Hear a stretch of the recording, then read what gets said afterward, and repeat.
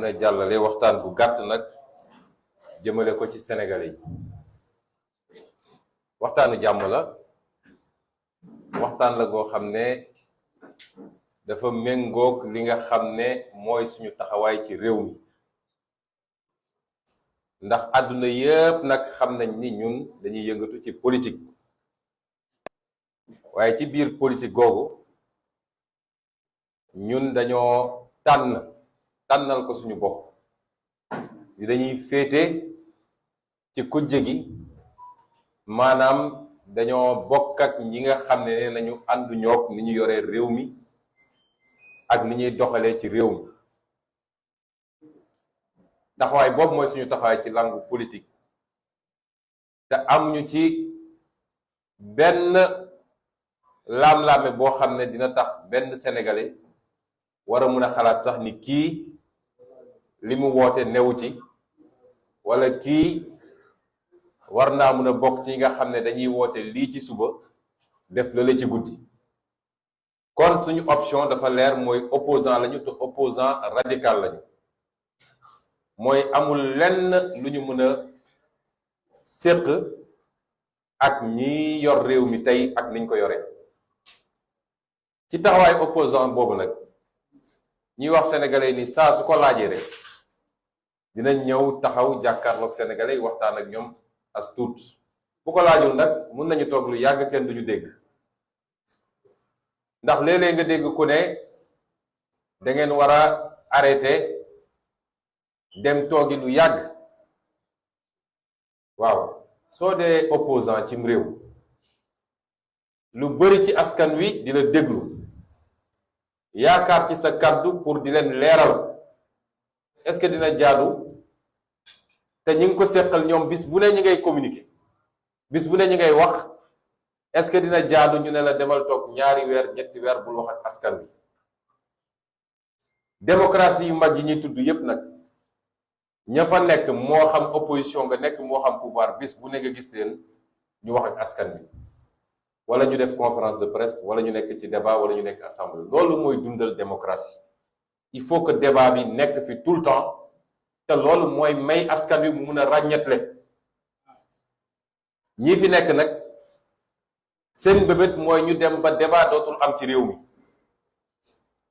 te ñu fas yéene ko jaarale ci xoqatal dem ba kenn ku ne ànduma ak ñëw dootul ñeme wax fii ci réew mi suñ koy male woon nag ci nitu politique yi kese rek déjà problème la parce que démocratie ci boppam moo laaj mu am ñuy jiite di gouverner am ñu nekk ci kujje gi di opposé wu ñaar ñooñu nag respect mu war a dox seen diggante ndax li war a dox seen diggante ci joŋante mooy weccante xalaat mooy kenn ku nekk andi ay xalaat yu leer nañ lu nit wax nag teg ci ay firnde bu ko defee askan wi mën a leerlu ba mën a tànn bu tànn jotee moo tax ku la ne man dinaa fexe ba opposition du am sama réew rek kooku du démocrate kooku bëggul réew mi nit buñ la falee boo buggee liggéey dëgg-dëgg da nga war a ñaan yàlla sax am opposition de qualité parce que opposition de qualité moo lay pousse pour loo doon def rek na nga ko yokk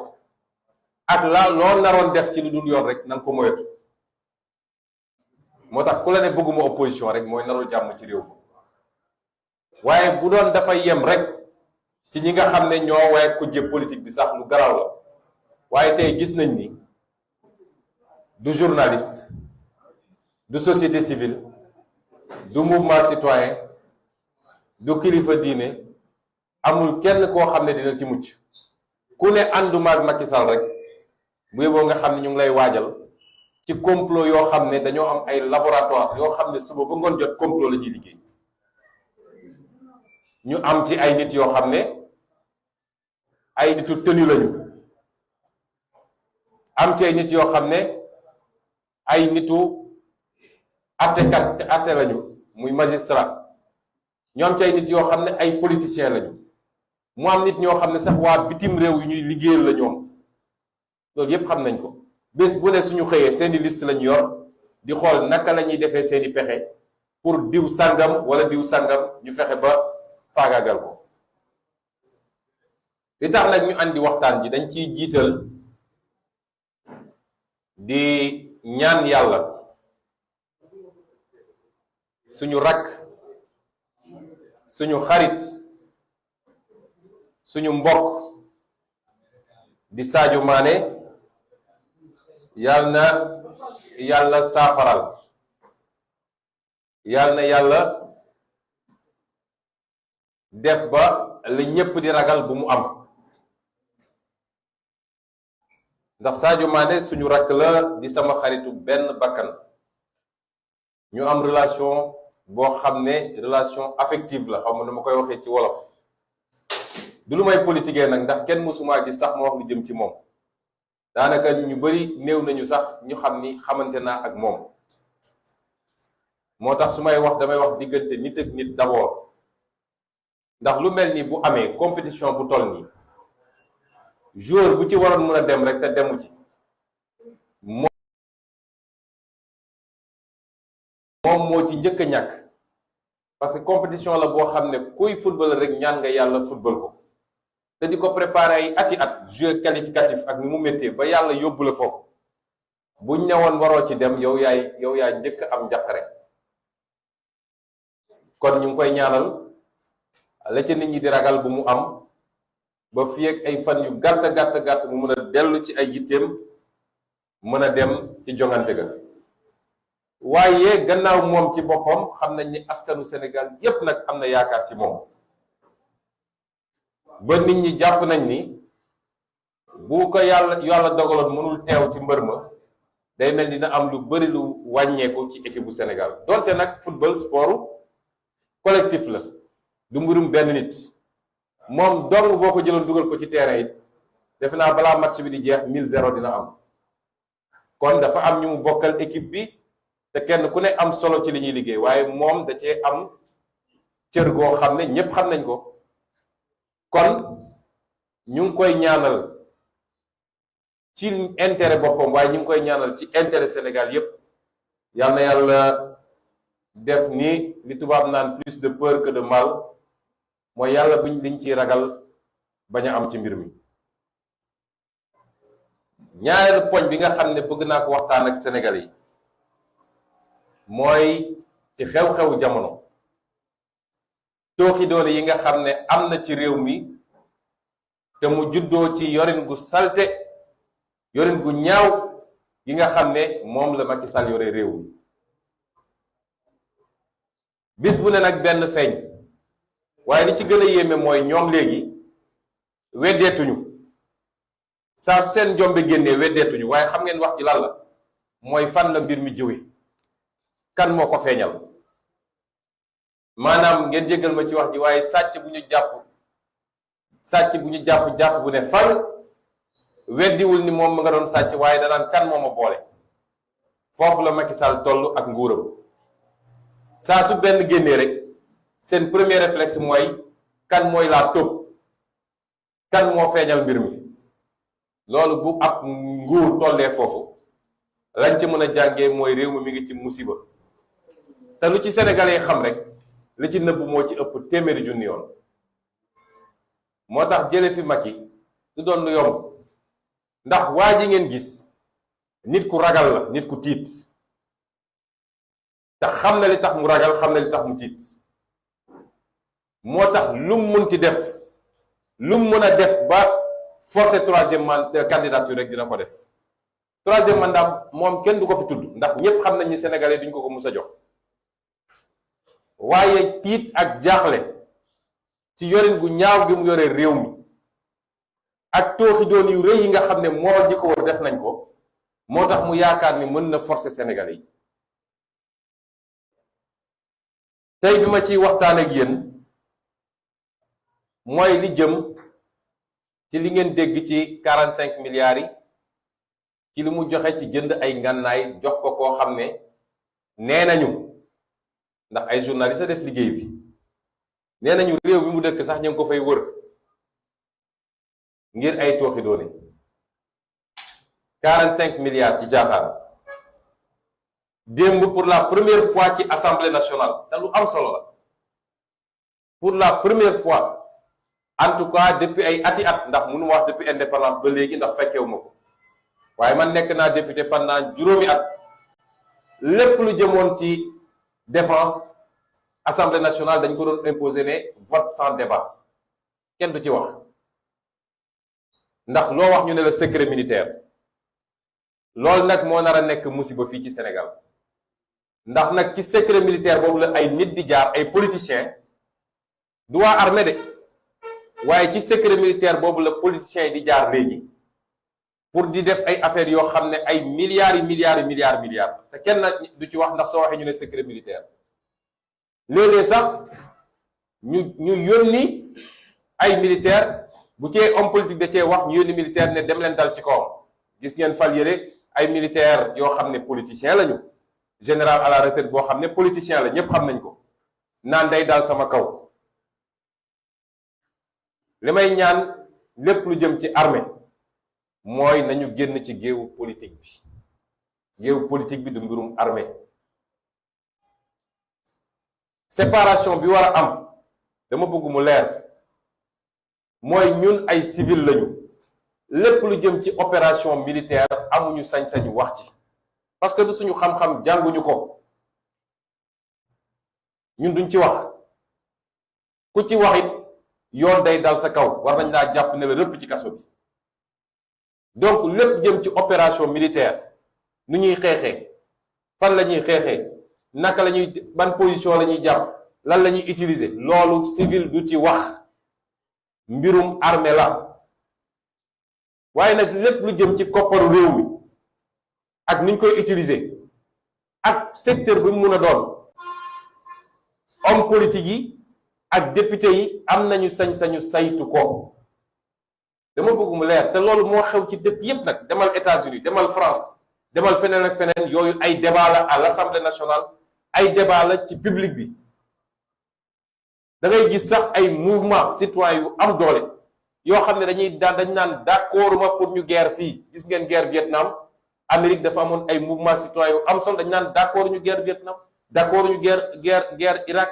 d'accord ñu parce que loolu citoyen am na ci sañ-sañ waaye benn citoyen amul sañ-sañu wax ci guerre ga ni muy demee loolu ku ko def yoon war na dal sa kaw kon suñu mbokk takk der yi militaires yi ñoom waruñoo dugg ci politique waruñu cee wax comme ñun ñi waruñoo dugg ci lépp lu jëm ci opération militaire waaye nag alalu réew mi ma dellu baamu ko te toolu doone yëpp di am ci armes yi du militaire yi de ay homme politique ay ministre ay civil ñooy profité ci secret défense pour def ay njombe yoo xam ne ay milliards lañ ci soxla loolu est-ce que dañ ko war a seetaan ci réew mi parce que dërëmu sénégalais yi la jaaykatu caaf bi nekk fii day fay impôt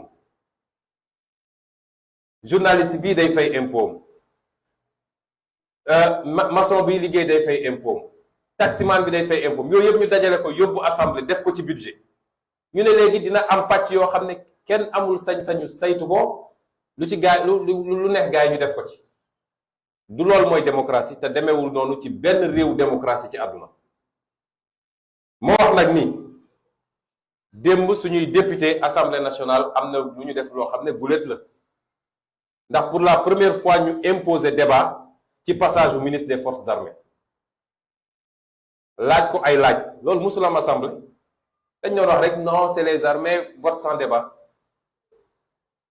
bi ministre de l'environnement ñëw it imposé nañ fa débat laaj ko ci 45 milliards yi te déposé nañu pour ñu ubbi commission d'enquête parlementaire ci 45 milliards yi noonee lañ ko laajee démb ay laaj moom ministre des forces armées bokk na suñ ko laaj mooy le rapport de la gendarmerie waaye tontuwu ci gaa ngi koy xaar plénière ndax xam ngeen commission lu tëju la presse du ñëw kenn du filmer waaye léegi plénière yi door defe naa le 14 la kon la ñuy wax dañ koo dugal ci li nga xam ne constitution jox nañu sañ-sañ bi kenn mënuñu ko tere mooy kopparu réew mi il faut ñu koy saytu 45 milliards yooyu wax nañu suñuy député nañ ko topp ba mu mat sëp ba ñu xam xaalis bi ci ban condition lañ ko joxee ki ñu ko jox est-ce que amoon na référence yi ñu ko war a jox contrat bu toll noonu ak fan la dugal xaalis bi loolu nañ ko leerlu ba mat sëkk. waaye am na beneen contrat boo xam ne nee nañu journal bi ñuy wax Africa Intelligence ak yeneen journaux te presse nationale bi lu bari yëkkati na ko ci waat nee nañu ñi nga xam ne ñoom la ñuy tuddee benn famille bu ñuy wax famille Pérez nga xam ne ay israélien lañu israélien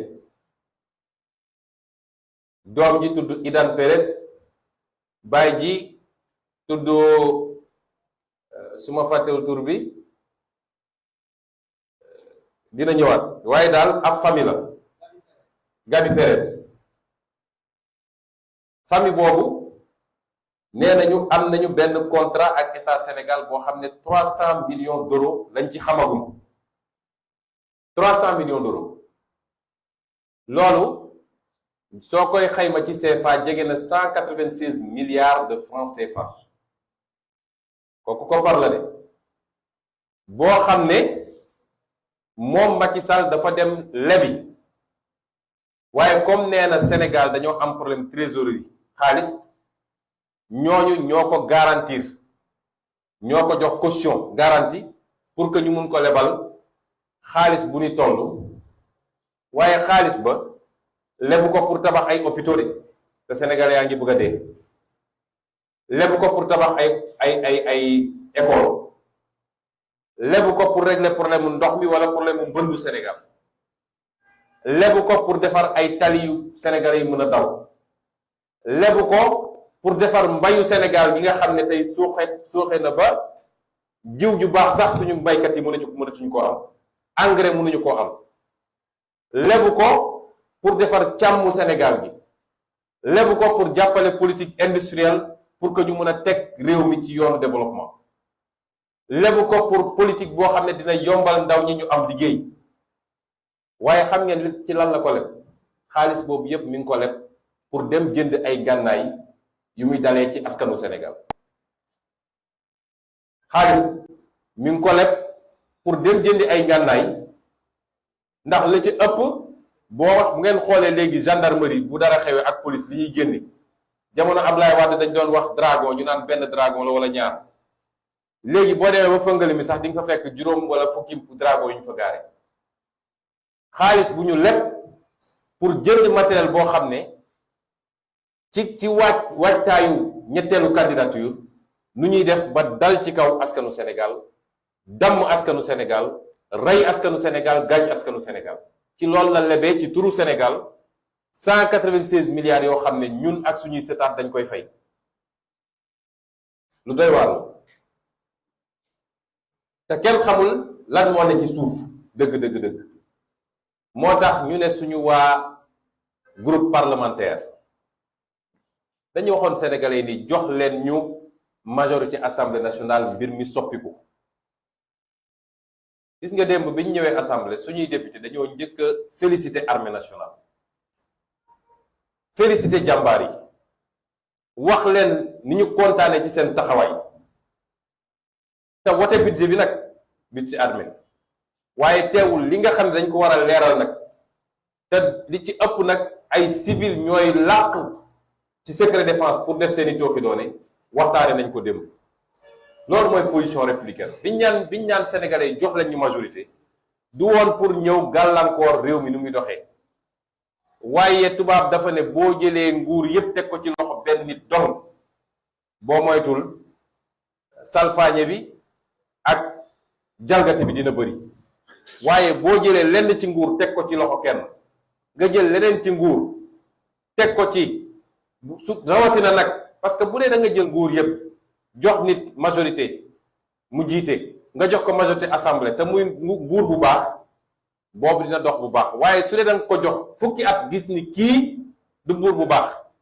kooku doo ko joxati majorité da ngay fexe ba assemblée nationale nga teg ko ci yeneen yoxo ñooñu mun a saytu réew mi donte nag tey ñun amuñu majorité moom amu ko looloo neex ci assemblée nationale bi ndax moom 82 la am ñun ñu am officiellement 80 ak ñaar ñoo xam ne non inscrit lañu ak benn boo xam ne soqi ko na ci ñoom nee na léegi non inscrit la donc boo dajalee non inscrit ak opposition 83 la moom muy 82 moo tax lañ daan def démb ak barki démb mënatuñu ko ñun bi ñu nekk assemblée ñoom leen neex lañ doon def mais fi mu ne nii ña nga mel ni muus mu naan meew ci biir assemblée bi parce que amatuñu majorité moo tax taxawaayu suñu député yi am solo lii nag dañ leen ne nañ ko leeral ba mu leer nañ ci def ay commission réclamer nag ñu jox leen contrat yépp ñu teg ci seen bët ba xam li ne ci suuf waaye fi ma bëgg a fële mooy li tax ma dooree foofu rek mooy fi ma bëgg a fële dafa am rapport ak ñooña mooy gis nga sénégalais bu ñu moytuwul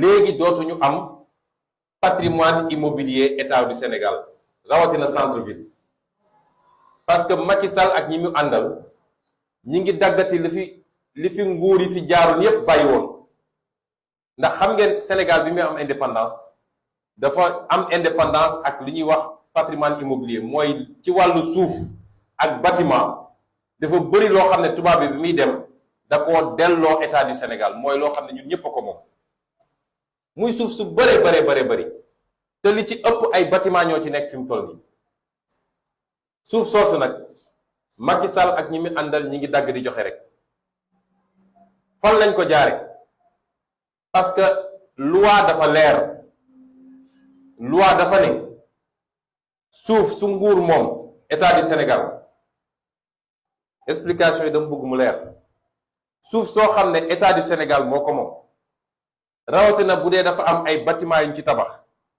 kenn amul sañ-sañu jaay ko lu dul assemblée nationale yóbbu nga fa ba assemblée nationale voté loi autorisé la ne demal jaay waaye ñoom fan lañ koy jaare dañu teg seen benn deal seen benn technique boo xam ne lu doy waar la li ñu njëkk a def mooy xam ngeen dafa am li ñuy wax agence de gestion du patrimoine bâti de l'État AGPBE agence boobu am na décret bu ko créé woon décret bi ça daté de 2013 waaye 2018 bi moom président Macky Sall dafa changé décret boobu ne léegi agence boobu am na sañ-sañu di joxe ay baux c'est-à-dire di signer nit ñi bàyyi ci terrain yi nga xam ne askanu Sénégal moo ko moom normalement bàyyi moom lépp dafa waroon jaar direction générale des impôts et domaines rawatina direction des domaines léegi ñu créé benn agence boo xam ne ci moom lañ ko rattaché agence boobu léegi moo am sañ-sañu su toogee xool immeuble ba mu neex ko mu ne immeuble bi dama ciy defal bàyyi Ousmane Sonko bàyyi emphytéotique mooy nu mu tuuti 18 ans lay doon gën saa bëri 50 ans lay doon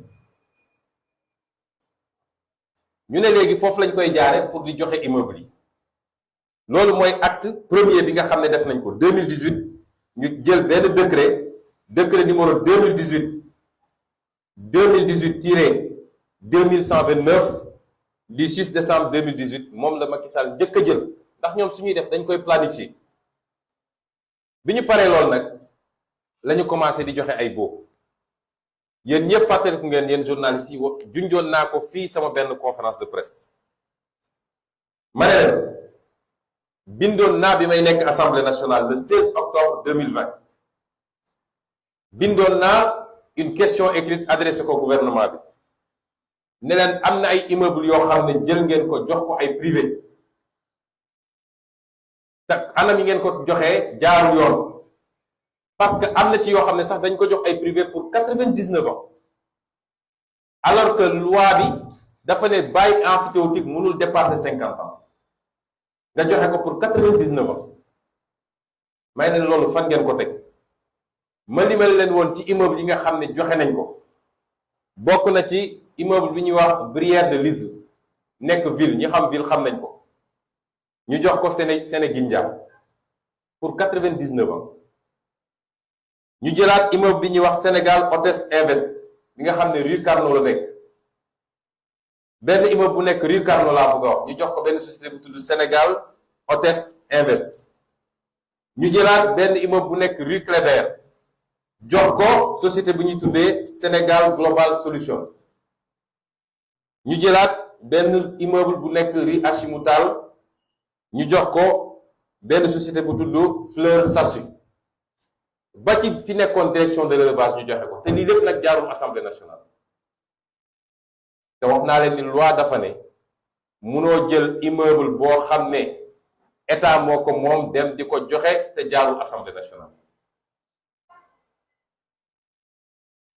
bi loolu amee nag bindoon naa leen question écrite ñu tontu yoo xam ne daanaka tontuwuñu ci li ma wax nii moo tax ma ne nag comme yàlla may nañu tey doole assemblée nationale lépp dinañ ko jébbal suñuy député ñu ubbiwaat dossier yi parce que alalu réew mi la te dañu nangu ñu sànke ko ni ñu ko bëgg a sànke. am na ci immeuble yooyu yoo xam ne tey ña ñu ko jox rasé nañ ko ba ñu ngi fay tabax ay gratte-ciel ay immeuble yu kawe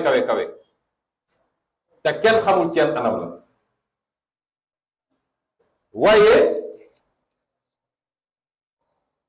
li tax ma wax sànq commencé ko ñi ñu joxoon contrat bi les 196 milliards pour ñu jënd ay armes pour Sénégal li tax ma commencé ko foofu dafa fekk ñooñu dañu am benn société bu tudd AD Immobilier. AD Immobilier boobu Macky Sall daf leen signer benn décret bi mi ngi nii daa di jël juróom benn titre foncier yoo xam ne au commandement de la jël juróom benn titre foncier yoo xam ne boo ko dajalee def na 4722 mètres carrés bu yóbboo nga ne 5000 mètres carrés fële ci centre ville 50 ans ñu génnee au commandement de la gendarmerie foofu mu nekkoon dem luweel ko Almadi daa di jël loolu nga xam ne bâtiment yi fa nekk ëpp na lool de parce que nee nañ ma sax archive bi bâtiment archive foofu la nekk juróom benn titre foncier bu nekk dafa correspondre ak benn bâtiment ñu jël ko jox ko société bu ñu naan AD Immobilier nga xam ne Idan Perez mooy gérant bi daanaka moo ko moom ñu ne defal nañ ko bail emphytéotique pour 50 ans lan mooy anam yi ak li tax ñu jox ko mooy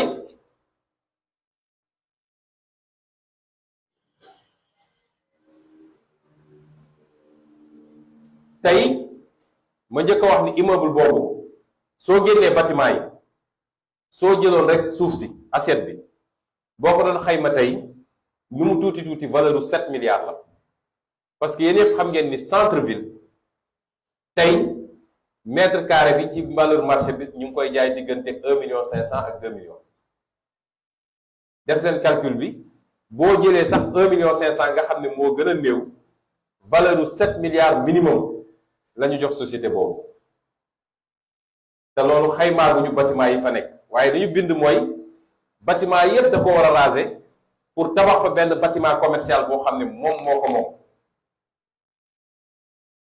nga jox ko ne jox naa la ko bàyyi emphytéotique pour 50 ans waaye weer at bu nekk 5 millions ngay fay comme bàyyi 5 millions soo koy xayma mooy 416 000 francs par mois lañ ko joxee loolu la ko Macky Sall joxee 416 000 francs par mois lañ ko joxee terrain bu toll noonu mu war faa tabax immeuble boo xam ne immeuble commercial la su wëlbati ko moo xam ay bureau la koy def wala da koy jaay mais moom immeuble bi état du Sénégal moomul immeuble bi musiba weesuwul loolu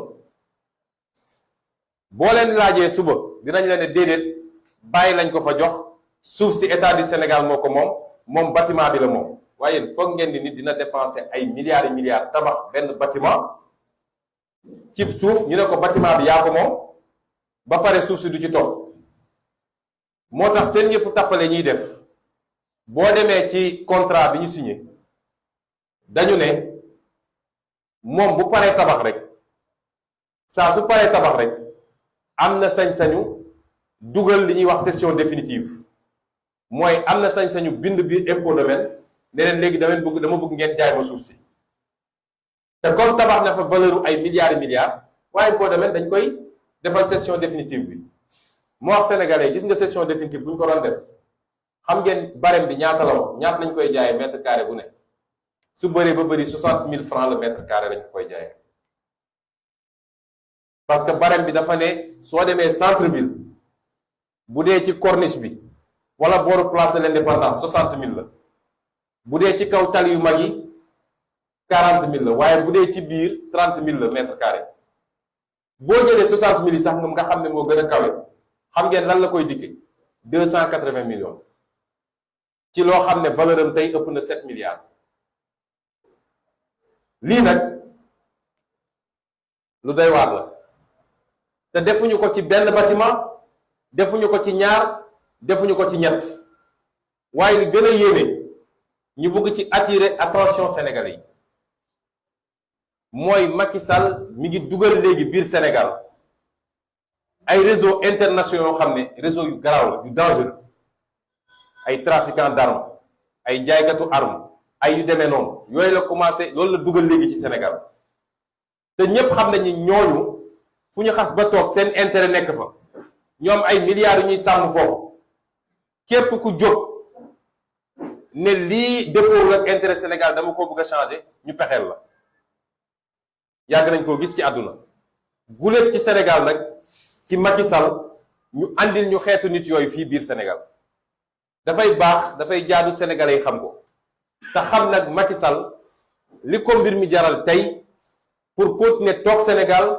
ndax pétrole bi ñu dégg ndax gaz bi ñu dégg ndax suuf si ndax géej gi ak yeneen ak yeneen ak yeneen moo tax fulla gu rëy rawatina yéen ndawu Sénégal yi bis bu ne ma wax leen ko gis nga bu ñu amul fulla suñu bopp lii nga xam ne yëkkatiku na te ñépp xam ne lii mooy avenir du Sénégal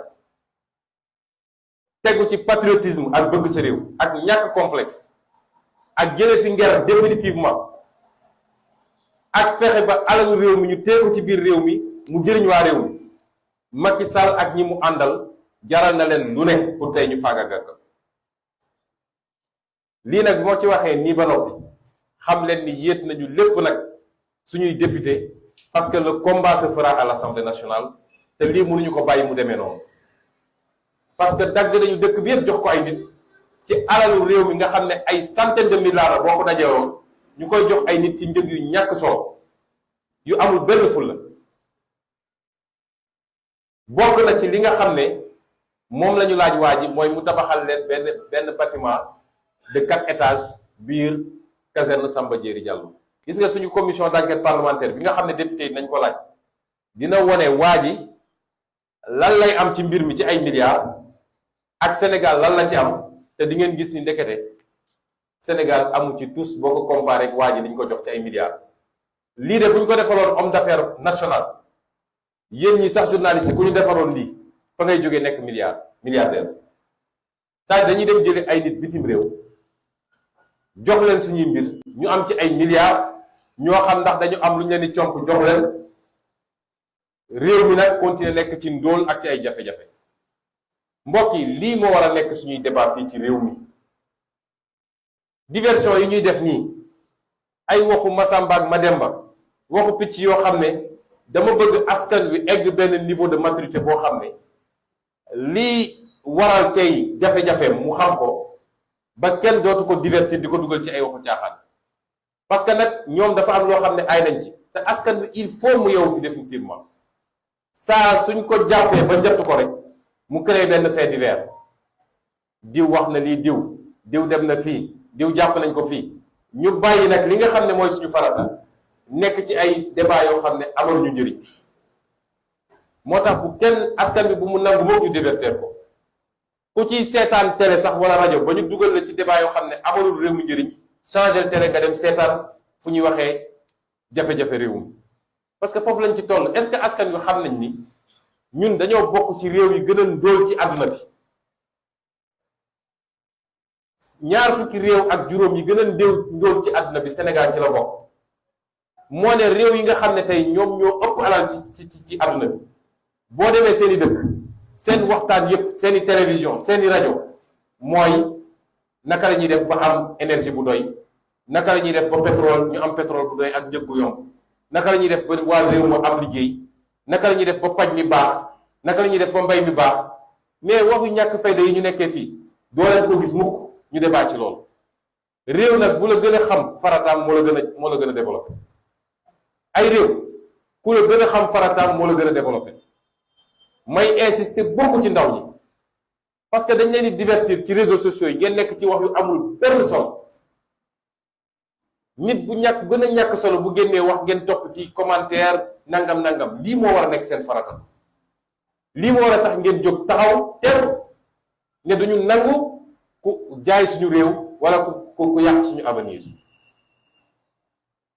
ñaareel bi nga xam ne nag bëgg naa ko waxtaane mooy mbirum journaliste Pape Alé Niang. ndax Macky Sall dafa nekk ci programme am ab listam la yor.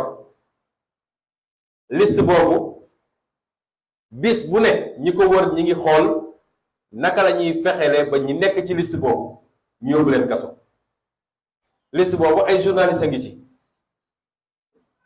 ndax journaliste buy def liggéeyam rawatina ñi ñuy wooye journaliste d'investigation di feeñal lañ doon nëppal yaa ngi ci liste boobu ñu ngi lay pexeel. liste boobu ay homme politique ñoo ci jiitu évidemment ay nit yu nekk ci mouvement citoyen ñi ngi ci liste boobu. façon catégorie socio-professionnelle boo jël ñi ngi ci liste Macky Sall boobu. aw askan nag bu ñu toogee di seetaan nañu fàttaliku ni ñetti nag ya bu ñu àndee bu weex ba bu xonq ba ak bu ñuul ba bukki xam ni ñii tànk ñi ngi ànd mënuluma leen dafa fexe ba tasaare leen ndax leen ne ku weex ki yow bokkook ñële yaa leen dàq gis nga waroo ànd ak ñoom néeg nii ba kooku gis boppam ne ñële mënatuma ànd ak yéen ndax bokkuñu classe mu fàdd kooku. bi mu paree dem wax keneen ka la ca des keneen la ca des ba noonu la leen fàddee ñoom ñëpp dafa am fu réew di toll du mbirum Masamba ak Mademba waa réew mi yépp ñoo war a jóg ne déedéet. parce que Sénégal dafa am lu ñuy wax acquis démocratique mooy sañ-sañ ak yelleef. réewu Afrique yépp dañu ko ñee waaye loolu suñuy mag dañ koo xeex ba mu egsi fii. loolu nag tey mi ngi ci guuta mi ngi ci xottu gerte kenn mënul weddi loolu. li fi Macky Sall tëj te mënoo toog semaine te neew ñu la tëj na xale bu def publication Facebook sax ñu dem jëlee la tëj. ñaata xale la jàpp fi mu toll nii ci publication Facebook te jamono boobu ñi ànd ak moom ñi ngi toog di saaga nit ñi di leen xas di dugg ci loo xam ne kenn mënu koo tudd te kenn du leen teg loxo.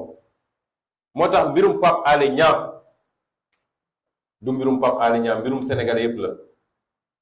tey lu nit bañ Pape Alé xam nga ni ku bëgg réew mi la, xam nga ni patriote la, xam nga ni yàgg naa xeex ngir réew mi. man Pape Alé yàgg ma koo xam ne yàlla métiim waaye maa ngi fàttaliku 2012 boobu xaw ma ko woon toog naa di seetaan direct 2STV bi ñu ne Ablaye Wade woo na Macky Sall félicité ko Pape Alé Niang dafa jooy en direct ci télé bi. xam nga ni kooku jooyul boppam waaye bëgg réew mi ak loolu nu mu rafetee ci réew mi moo taxoon mu def ko. ñépp xam nañ ni suba ba ngoon jot xool luy yàq réew mi mu ne lii mi ngi yàq réew mi te loolu mooy cëram journaliste d'investigation la. kon fee mu nekk du place am moo tax Sénégal yëpp dañu war a jóg taxaw.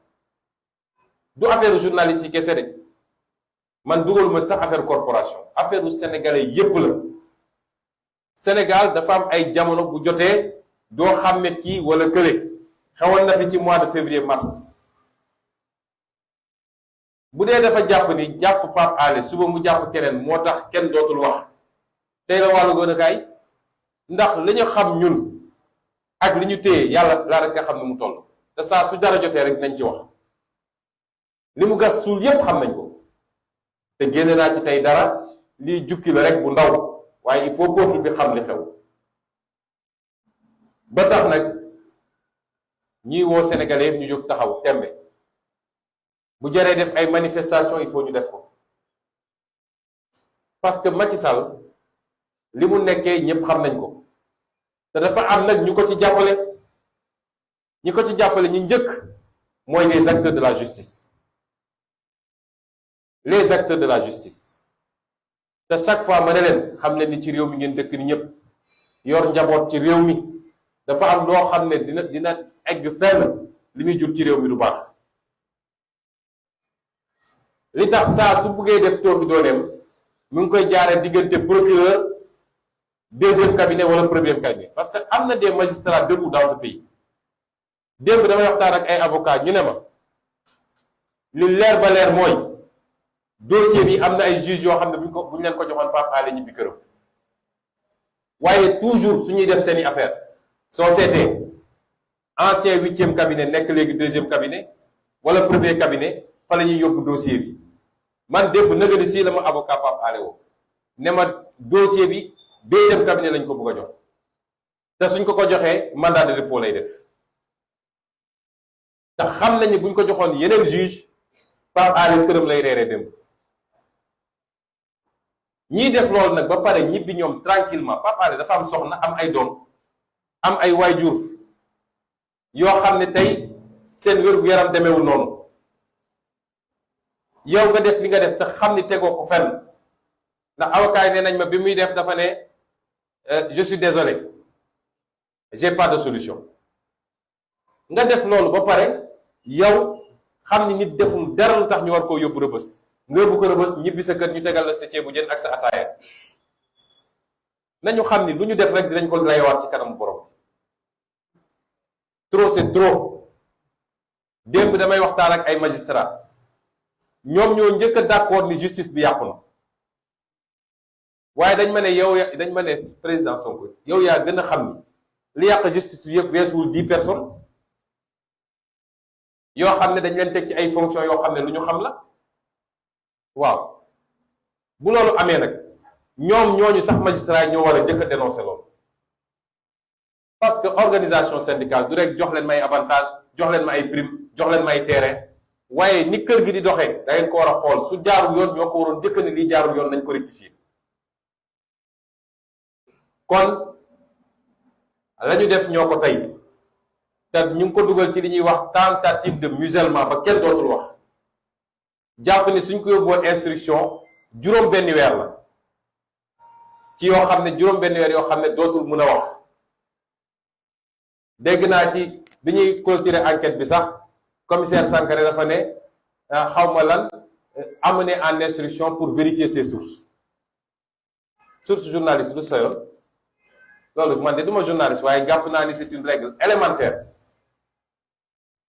kon fi mu ne nii tout le Sénégal est en danger démocratie ci boppam la Macky Sall bañ mu amati tant que nit a ngi wax li mu bëgg a dégg moom amoo problème bu la neexee nag saagal Sonko saagal Khalifa saagal Massamba mais sa yoon newu ci mais bu loolu amul ñu ne nañ ko pexeel nag tey le premier adversaire de l'opposition au Sénégal c'est pas Macky Sall c'est pas APR c'est pas Benno Bokk Yaakaar foofu moom c'est des regroupements de bras cassés ñoo jaaxaluñu chaque jour ma ne su doon ñun ak ñoom rek wax ji jeex na waaye premier adversaire opposition au Sénégal c'est la justice sénégalaise instrumentalisée pour rek képp ku ne bokkuma ak moom xalaat bokkuma ak moom gis-gis kaso nga jëm gendarmerie ak police tegu ci du ma ne gendarme yëpp du ma ne policier yëpp comme du ma ne magistrat yëpp tamit li ci ëpp ci magistrat yi bokkuñu ci lii te ñoo koy naqarlu ci suuf waaye ñi ñu teg ci bopp ba pour ñuy def liggéey bi nga xam ne moom la waa ji bëgg boo génne loolu ci Macky Sall dara desi ko fi dara askan wi wan na ko gannaaw parce que dem na ba gis xar kanamam dëgg loolu moo xew fii Sénégal kon nañu bàyyi li ñu nekkee dama doon waxtaan ak Khalifa Sall benn bés mu ne ma juge bi ma inculpé woon fekk na ma Rebeuss ne nañ ma génne bañ ma génnee mu ne ma damaa ñëw du dara damaa ñëw pour baalu la àq ndax xam nga rek léeg-léeg mënuñoo bañ.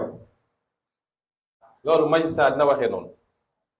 est-ce que ñoom xam nañu liberté lan la liberté nit yàlla dafa mooñaale nit ak liberté nit boo ko xañee liberté xañ nga ko lépp nga ñëw xañ nit liberté ci yow loo xam ne leeral ni sa digganteeg sa borom boo sànni woon sa sijaada di julli xam nga ni lii ma def du yoon naka la nit di demee ba egg niveau boobu après nga dem naan yaa ngi baalu ji ak ma ne ko yow tu es trop gentil man su doon man appes dafay jële foo ñu bàyyi li yenn yi nit ñi duñu ay objet yoo xam ne su la neexee nga teg fii su la neexee nga sànni fële. ñetteel bi ma bëgg a aborder it ci lu gaaw mooy semaine passée dama leen yégaloon ni dina am ay plainte ñuy déposé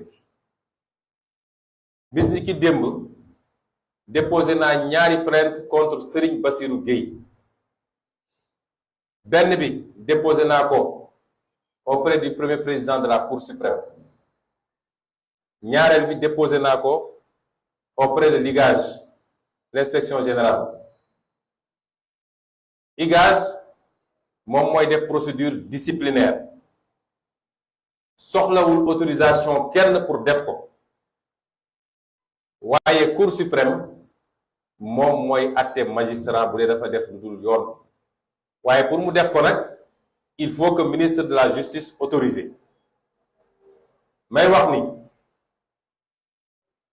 la ñu bëgg ñun mooy moom Ismaïla Madior Fall nga xam ne suba ba ngoon jot ma ngay woo procureur yi di leen essayer def pression naan jàppal diw yóbbul instruction ñoom ministère de la justice yéen a ngi fàttaliku affaire Télico bi ci lu gaaw la ñu autorisé pour poursuite yi mun a am contre Télico la même chose nag la ñuy xaar fi mu toll nii contre Serigne Bassirou Gueye parce que li mu def moo gën a garaaw téeméeri junni yoon la ñuy essayer accuser Télico ñu ngi xaar parce que soit dañuy dugal affaire corporatisme balaa may déposer plainte bi am na ay avocat ci samay avocat ak ñoo xam ne sax duñu samay avocat ak sax ay magistrat dañ ma ne boo déposer plainte bi yow xam nga état bi justice bi nekk tey mën nañ ko pamti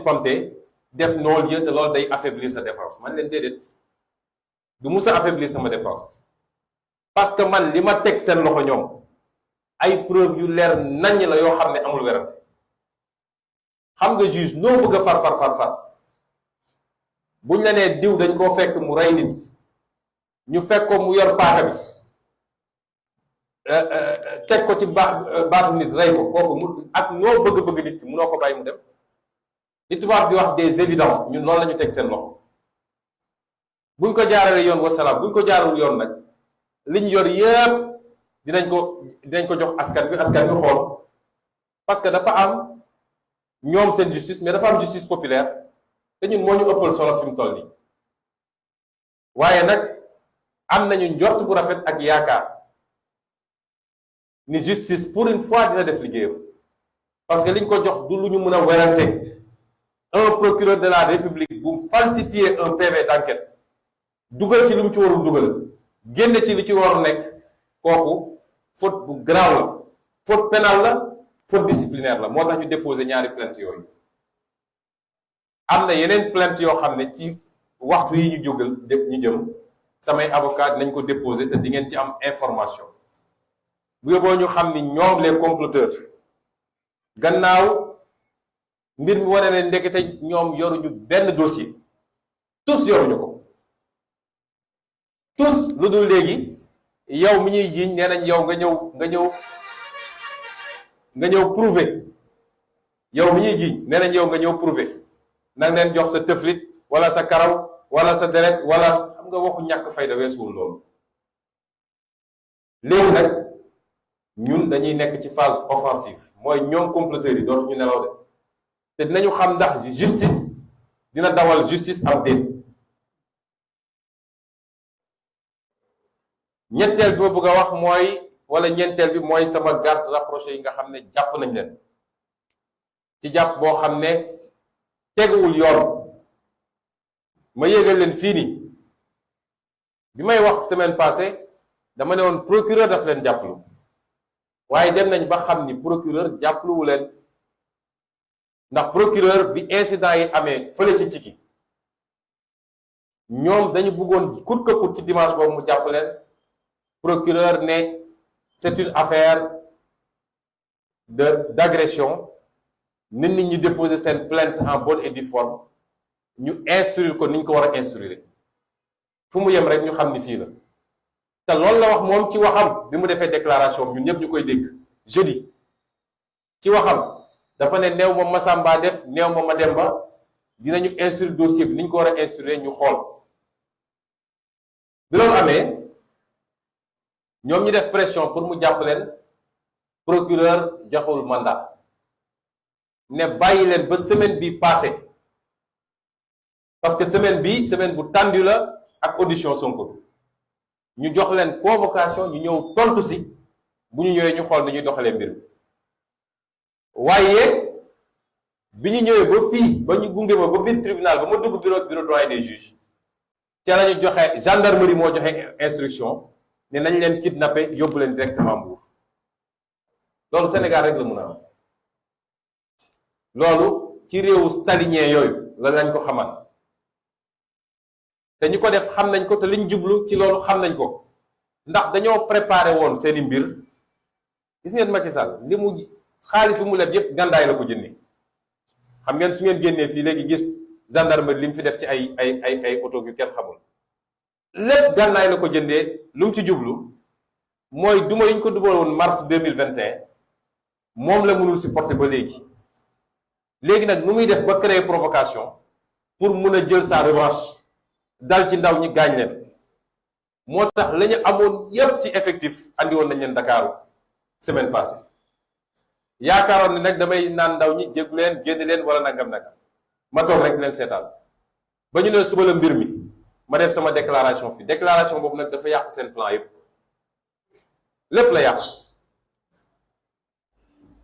xam naa ni bi ñu déggee déclaration bi moom ku leen fekkoon fu ñu nekk mel na ni dëj ñu ne kon il faut ñu ut beneen pexe boobu mooy li ñu def parce que jàpp ni suñu defee provocation jàpp samay garde du corps mbir mi bu siiwee rek ndaw ñi dinañu génn ñu am li ñu bëggoon parce que fi mu ne nii pexeem yépp mooy fexe ba def ay provocation à chaque fois liste bi mu yor ci ay nit yi ñu war a jàpp ñu fexe ba jàpp si ñaar wala ñett yóbbu procureur gaaw di def dossier bi ñu ne tëj nañ loolu rek moo tax ñu jàpp samay garde du corps waaye dossier bi su instruction bi jaaroon yoon ñoom dañoo déposer ay plainte ñun ñu déposer ay plainte ndax am na ci suñu nit ñu gaañ am na suñuy oto yu ñu toj su jaaroon yoon ni ñu jàppee juróom ci samay nit dañu waroon jàpp ñi nga xam ne ñun tam plainte nañ leen ba tey jàpp ñu ci kenn loolu mooy 2 poids 2 mesures ba léegi jàppaguñ ci kenn ci li ma yëg ba démb bopp am na ñun ci woo déglu leen bàyyiwaat na ñu ñibbi kon lan moo teewoon ñu woo samay nit déglu leen bàyyi leen ñu ñibbi ba jour procès ñu woo leen ñëw comparaître librement loolu mooy 2 poids 2 mesures waaye sant yàlla rek parce que bu soobee yàlla bu mardee dañ leen bàyyi ñu dem seen yoon loolu lu ma am yaakaar la parce que teg nañu seen table ay preuve yu leer nañ nit ñi bokkuñu ci xeex bu gaañ nit bañ leen di jàpp waaye li ma bëgg a wax foofu rek mooy provocation yooyu tam am na lu ñu ci jublu woon mooy sama nemmeeku tour bi may def mooy bëgg a dagg seeni put gis ngeen premier jour bi lañ ma attaqué Joal andi ci gendarmerie loo xam ne kenn xamul lu mu toll sànni fay lacrymogène bi ñu xamee ni loolu mënumaa tere continuer li may def lañu dem organiser ay nit benn ndaw su nekk présidence de la république organiser ay nit ñu ne suñu ñëwee fii def leen provocation na ngeen fexe rek ba xeex am ñu profité ci jàpp ñenn ci ñoom jàpp nañ ni noonu la mën na gàllankoor nemmeeku tuur bi may yégal sénégalais ni bu soobee yàlla bis ni ki suba ajjuma dañu reprendre tranquillement suñu nemmeeku tuur incha allah parce que ni ma ko waxee rek 46 départements yépp dañ fa teg suñu tànk bu soobee yàlla dem waxtaan ak sénégalais yi ci jafe-jafe réew mi déglu leen xam seeni problème waaye wax leen solution yu leer nañ yoo xam ne tey moom la ñu fas yéene def à partir de 2024 pour soppi réew mi loolu kenn mënuñu koo tere def bu andi woon armée nationale sax duñu tere def suñu nemmeeku tuur te wax naa ko am ñu jafe-jafe garde du corps waaye dinaa wax nag ni li ma mës a wax laay wax ñun duñu mës a song kenn mësoo gis ñu attaqué nit waaye duñu mës a seetaan ay nit jóge fële dal suñu kaw gaañ ñu rey ci ay nit ñu leen di seetaan li may ñaan Sénégalais yi kenn ku ne na waxtaan ak ay mbokkam jàpp leen ñu toog parce que li xew ci gi defe naa bu ñu leen dooroon dëgg tey coow li du nekkee lii nun duñu song kenn duñu saaga kenn duñu tooñ kenn jàmm lañuy dox ndax jàmm weesuwul dem seeti sénégalais yi seen biir kër seen biir koñ waxtaan ak ñoom ci tolluwaay réew mi ñi ngi ñaan nit ñi am sago téye seeni mbokk te xam ni bëgg jàmm tekkiwul ni da ngay toog ñu lay dóor ak dina saaga te doo réagir te am nañu matuwaay yi ñu war a am nag pour défendre suñu bopp waaye it jël nañu ay matuwaay yu mat sëkk ba désormais lu xew à la minute près vidéo yi dina circuler ñëpp gis ko ba sénégalais yi xam ku tooñ ku saaga ku dóor à la minute près laa wax matuwaay yëpp jël nañ ko ba ñëpp xam li xew kon bu soobee yàlla à partir de ëllëg incha allah dinañ dem defi ay fan ci département wu Tivaouane nga xam ne département bu rëy la am 18 départements 18 communes comme niñ ko waxee nemmeeku tour bi commune rurale yi moo ñu intéressé àll bi fu ñu dem àll bi la ñuy njëkk a dem waxtaan ak ñoom baykat yi sàmmkat yi nappkat yi jigéen yi transformatrices yi yooyu moo ñu gën a intéressé bu ñu paree loolu nañu xool nag chef lieu de raison bi suñ fa mënee def dara ñu def ko mbokk yi yii mooy juróom yi poñ yi ma bëggoon waxtaan ak yéen dinaa ko faram-fàcce nag donte taxawaay bi gudd na ci kàllaama nasaraan def ko résumé bu ko defee après bu dee am na quelques laaj ñu déglu ko doog a yeewi ñëpp bu soobee yàlla. Je commencerai mon allocution par souhaiter un prompt rétablissement à notre jeune frère, notre ami Sadio Mané, qui aurait subi une blessure lors du week-end passé dans le cadre de ses activités professionnelles. Nous savons tous ce que Sadio Mané représente pour le Sénégal. Je dirais que personnellement, il représente beaucoup parce que nous avons des relations affectives et personnelles que nous n'avons jamais mises au devant parce que nous ne sommes pas de ceux qui essaient d'exploiter politiquement les images des autres.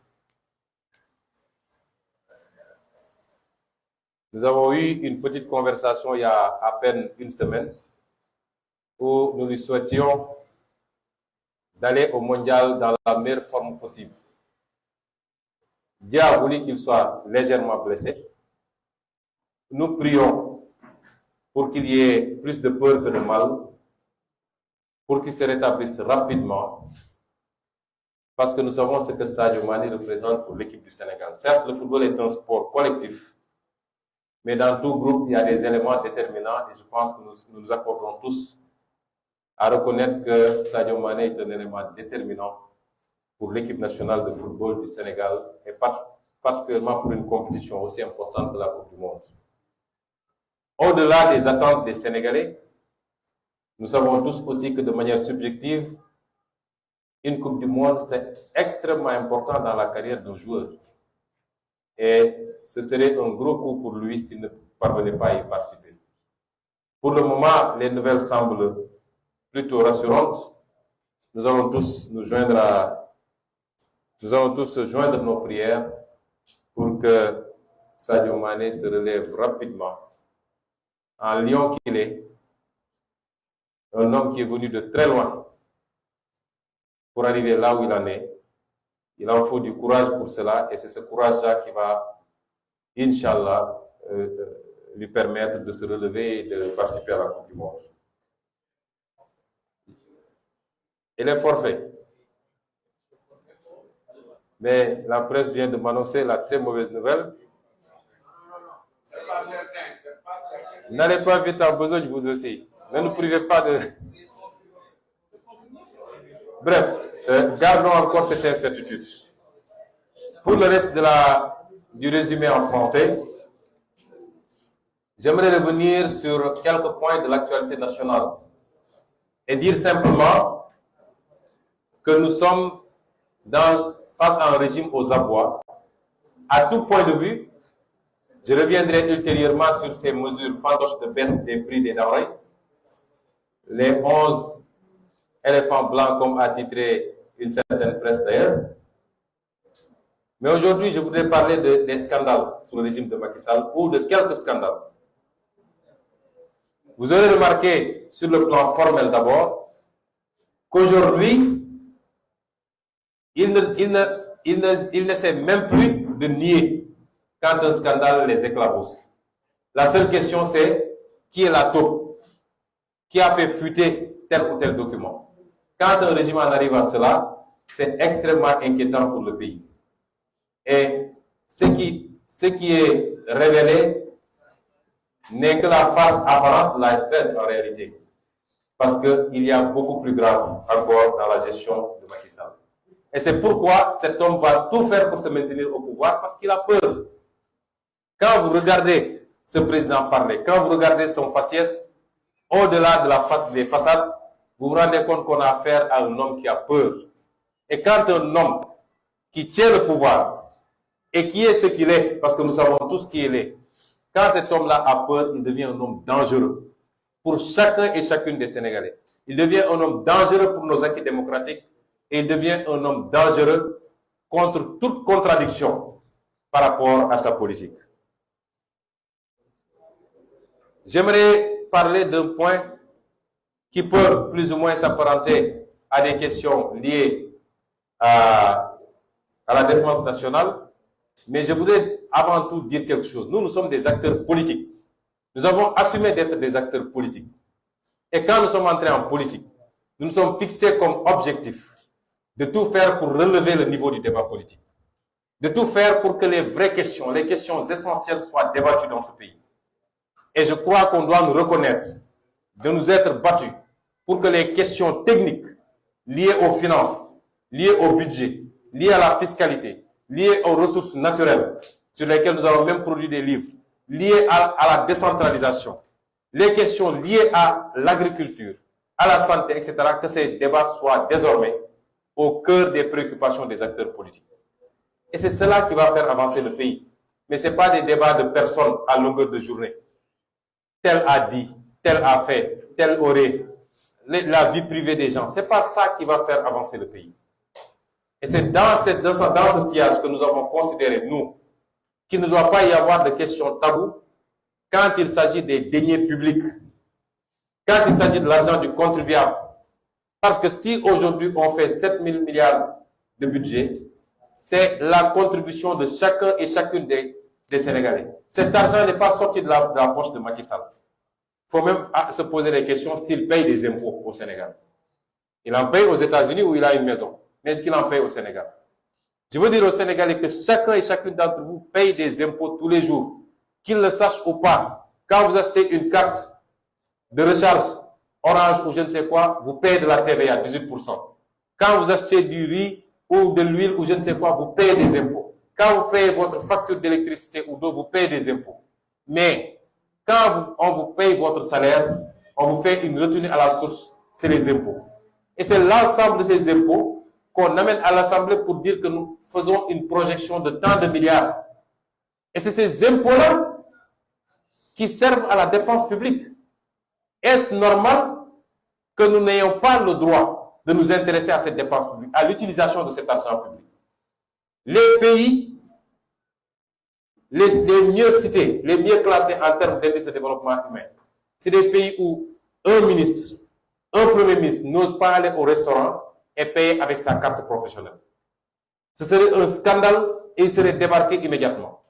Ici, on voit des gens se taper des milliards sur l'argent du Sénégal. Et ça n'émeut personne. C'est devenu presque quelque chose de normal. La corruption, les détournements de deniers publics, les surfacturations. Et nous avons dit qu'il est temps que ça finisse. Et à chaque fois qu'on fait une sortie, ceux qui sont les premiers à crier, c'est parce que c'est eux qui sont concernés par ces mauvaises pratiques. Les Sénégalais souffrent comme jamais ils n'ont souffert. Et pendant ce temps, il y a une poignée de personnes qui est en train de se sucrer sur le dos des Sénégalais.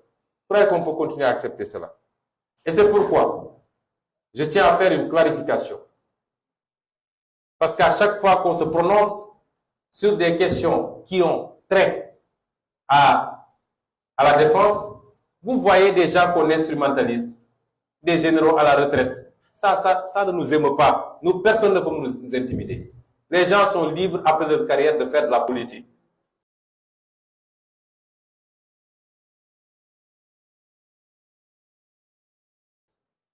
Mais je veux que nous laissions l'armée nationale en dehors de la politique. Nous connaissons bien la ligne de démarcation. Nous avons le droit de nous prononcer sur les dépenses. Ce qui est voté à l'Assemblée nationale, comment c'est utilisé? Nous avons le droit de nous intéresser à ça. Nous avons le droit de nous intéresser globalement à la politique sécuritaire. Parce que dans tous les pays du monde, ça se passe comme ça. Vous voyez que aller à l'Assemblée nationale allemande ou française ou italienne, c'est débattu. Quand ces pays-là doivent déployer des troupes ailleurs ou ramener ces troupes, c'est débattu. Allez aux États-Unis. Et même les opinions publiques ont le droit de s'exprimer, de dire je suis contre la guerre au Vietnam, je suis contre la guerre en Irak, etc. Ce dont on n'a pas droit, il faut qu'on soit très clair. Nous ne devons pas nous prononcer sur tout ce qui est opération militaire. Nous sommes des civils, nous n'en connaissons absolument rien. Et nous ne nous prononcerons jamais sur ces questions-là. Mais quand on nous dit 196 milliards, que le président Macky Sall est allé s'endetter à hauteur de 196 milliards pour soi-disant acheter des armes, et que c'est une famille israélienne, les Peretz, qui ont garanti cette ligne de crédit, nous avons le droit de nous interroger et de regarder. Et quand ils font ces opérations-là, ce n'est pas l'armée, ce n'est pas les militaires. C'est des civils qui profitent du secret défense pour faire des choses anormales. Et nous devons regarder ça de très près. Et c'est pourquoi nous encourageons d'abord nos députés à clarifier le premier dossier des 45 milliards d'armement attribués à un trafiquant d'armes, d'après la presse, qui serait même recherché chez lui. La commission d'enquête parlementaire va faire son travail et les Sénégalais y verront très clair. Parce que nous avions demandé aux Sénégalais de nous donner le maximum de députés, la majorité. Nous avons aujourd'hui quasiment cette majorité et le travail se fera à l'Assemblée. J'ai tous les jours les échos de ce qui se passe en commission. Mais bientôt les plénières, tous les Sénégalais verront. Je crois qu'il y aura deux attractions bientôt. C'est les plénières à l'Assemblée nationale et la Coupe du Monde de l'autre côté. Tous les Sénégalais devront suivre. Parce que moi, j'ai été député pendant 5 ans, mais j'étais minorisé à l'Assemblée. Et on ne pouvait pas faire grand-chose à part nos 5 minutes de temps de parole pour parler aux Sénégalais. Et hier, pour la première fois, lors du passage du ministre des Forces armées, les députés de l'opposition ont refusé le vote sans débat. Il y a eu débat et c'est un bon début. Et ça se passera désormais comme ça. Le deuxième élément, c'est de clarifier cette histoire de 300 millions d'euros, de 196 milliards, gérés aujourd'hui par cette famille Peretz. Je dois dire même, et je ne l'avais pas dit dans la version Wolof, que Abdoulaye Daouda Diallo, ministre des Finances, est allé jusqu'à signer une exonération totale pour cette famille Pérez-là, pour qu'il qu'on ne leur facture pas de la TVA ici, au Sénégal. C'est extrêmement grave. On donne beaucoup d'argent à ces gens, mais on leur dit, vous ne payez même pas les impôts au Sénégal. Abdoulaye Daouda Diallo, qui fait un document qui dit, à titre exceptionnel, vous êtes exonéré de TVA. Donc, vos fournisseurs sénégalais ne vous facturent pas la TVA. Vous savez, le mécanisme de la TVA, c'est que c'est le consommateur définitif qui supporte la TVA. Donc aujourd'hui, eux, ils ne supportent plus la TVA. Ou alors, si par excédent ce n'est même pas, ils ne supportent pas la TVA et leur fournisseur garde droit à déduction ou à restitution de la TVA. Voilà là où on en est dans ce pays. Mais si j'ai parlé de cette famille et de ses relations extrêmement douteuses avec Macky Sall et son régime, c'est pour rappeler qu'au Sénégalais, qu'on emprunte des dizaines de milliards, non pas pour construire des hôpitaux, des routes, des écoles, non pas pour bâtir une agriculture solide, un secteur primaire, agriculture, pêche, élevage, etc., non pas pour impulser une politique industrielle au Sénégal, pour aider les jeunes à trouver des emplois, mais on emprunte autant d'argent pour acheter des armements pour pouvoir brimer son propre peuple. C'est ça le régime de Macky Sall. Mais ils ne se sont pas arrêtés à si bon chemin. Il y a un scandale, parce qu'avec cette famille Pérez, Macky Sall, dans le cadre de son programme de cession du patrimoine immobilier de l'État du Sénégal, vous savez qu'après l'indépendance, l'État du Sénégal a hérité d'un patrimoine immobilier extrêmement important. Parce que Dakar était la capitale de l'AOF. Et le colon appartant a laissé énormément de choses qui appartiennent aujourd'hui à l'État du Sénégal, au centre-ville, au plateau. Et nous savons aujourd'hui l'enjeu financier que représente ce patrimoine immobilier. Macky Sall et son régime ont commencé un processus de cession de ce patrimoine immobilier. Pour ce faire, qu'est-ce qu'ils ont fait? Ils ont commencé par modifier le décret de 2013 qui créait l'Agence de gestion du patrimoine bâti. Ils l'ont modifié en 2018 pour dire que maintenant, cette agence a la possibilité de concéder des baux emphytéotiques, c'est-à-dire minimum 18 ans, maximum 50 ans. Et je dis qu'ils ont concédé des baux sur 99 ans, alors que la loi a limité ça à 50 ans. Ça, c'était le premier acte. Ensuite, ils ont commencé à concéder des baux à plusieurs sociétés, Sénégindia pour l'immeuble Brière de Lys, Sénégal Hôtesse Invest pour un immeuble à la rue Carnot, ainsi de suite. Et ils ont repris le même processus avec cette famille Pérez, une société qui s'appelle AD Invest, AD Immobilier. Je vous dis que dans le cadre de l'armement et des bâtiments, cette famille Pérez a deux sociétés qui s'appellent AD Trade et AD Con. Maintenant, ça, c'est la troisième qui s'appelle AD Immobilier Sénégal. Et c'est avec cette société-là que Macky Sall, à travers l'Agence de gestion du patrimoine bâti de l'État, a fait signer d'abord un premier contrat, un bail, pour leur donner l'immeuble qui abritait le haut commandement de la gendarmerie, mais ils y ont ajouté 5 autres immeubles, c'est-à-dire toute une partie de maisons. Toute une partie de maisons. 4722 mètres carrés, presque 5000, au centre-ville. Et ils ont cédé, ils ont établi un bail emphytéotique au profit de cette société. La contrepartie, c'est que cette société devait construire un immeuble de R+4 qui doit abriter le haut commandement de la gendarmerie, ici à la caserne Samba Diéry Diallo. Mais l'immeuble va construire sur ces 5000 mètres carrés un immeuble commercial de très haut standing qui lui appartient à lui. Je ne sais pas si je me fais comprendre. Je veux dire que là où se trouve cette assiette foncière, le mètre carré aujourd'hui sur la valeur marchande, c'est minimum 1,5 million. Mais ça peut aller jusqu'à 2 millions ou plus. Si vous faites le calcul, vous serez à 7 milliards et quelques. 7 milliards 83 millions, exactement. C'est ça la valeur du terrain. Je ne parle même pas des bâtiments. Et on cède ça à une société qui doit payer un loyer mensuel de 5 millions. Un loyer annuel de 5 millions, c'est-à-dire un loyer mensuel de 416 000 francs. On leur donne cette assiette foncière. Mais le pire, et c'est ça l'astuce, c'est par ça qu'ils veulent passer pour faire la cession définitive. Parce que nous ne soyons pas dupes. Une société ne va pas construire un immeuble commercial à coût de milliards pour dire après que le terrain ne m'appartient pas, ça appartient à l'État du Sénégal. C'est pourquoi dans la Convention, il est dit, à l'article 27, dans la Convention, il est dit que dès que la société finit de construire, elle peut demander la cession définitive. Et l'État du Sénégal va instruire les domaines pour qu'on lui fasse une cession définitive.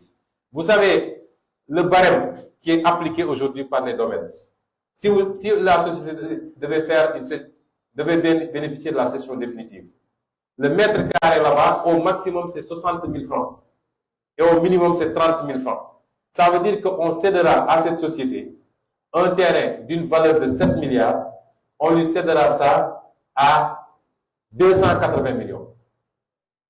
C'est scandaleux. Et c'est ça que vous allez retrouver dans tous les autres sites que j'ai cités. Et c'est pourquoi nous allons demander à nos députés de clarifier ces questions-là. Parce que trop, c'est trop. Ces pratiques prébandières constantes, entretenues par un régime, souvent avec des hommes d'affaires étrangers extrêmement douteux. Rappelez-vous que pour le pétrole, ils avaient fait la même chose avec Franck Timis qui était recherché chez lui et qui n'avait aucune référence pour qu'on lui donne des blocs pétroliers et qui n'a pas réalisé les investissements pour lesquels il avait pris des engagements. Et c'est celui-là qu'ils avaient été allés prendre pour vendre notre gaz à vil prix. Voilà là où nous en sommes et ces dossiers, nous allons les suivre. J'avoue que j'avais déjà déposé une question écrite en 2020, le 16 octobre 2020, sur les autres immeubles. Mais celui-là me semble beaucoup plus grave et il va falloir qu'on le clarifie pour que le peuple sénégalais soit édifié. Le deuxième point que je voulais aborder, c'est l'emprisonnement arbitraire du journaliste Pape Alé Niang. Nous exigeons sa libération. La place de Pape Alé Niang n'est pas en prison. Pape Alé Niang n'est pas un criminel, c'est un professionnel qui fait son travail consciencieusement. Nous exigeons de Macky Sall, de son procureur et de son juge d'instruction de libérer Pape Alé Niang. Nous savons qu'ils ne vont pas entendre parce qu'ils sont dans une logique d'élimination systématique de toutes les voix discordantes. S'ils pensent qu'en prenant Pape Alé Niang pour une instruction de 6 mois, ils auront réussi, ils se trompent. Parce que tout ce que Pape Alé Niang fait, nous pouvons le faire aussi bien ou mieux. Mais il y a des dizaines de Sénégalais, journalistes ou pas journalistes, qui peuvent faire ce travail-là. Ce qu'ils recherchent, c'est l'intimidation par la justice et par le déploiement de forces de gendarmerie et de police.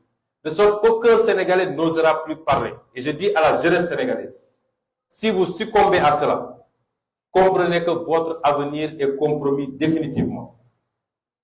Cet espoir d'en finir définitivement avec ces régimes de prédation, de corruption, de surfacturation, ces régimes qui ne sont pas patriotes, qui préfèrent l'intérêt des étrangers aux intérêts des Sénégalais, ces régimes qui sacrifient le peuple sénégalais, ses ressources naturelles, à l'autel de leurs intérêts personnels. Cet espoir unique, cette chance unique qu'on a d'en finir, si nous cédons à la peur, à la paranoïa que Macky Sall veut instaurer dans ce pays, comprenez que dans les 50 ans ou 100 ans à venir, nous serons là à constater, si nous sommes encore vivants, nos fils et nos petits-fils seront là à souffrir, mais nous serons des étrangers dans ce pays.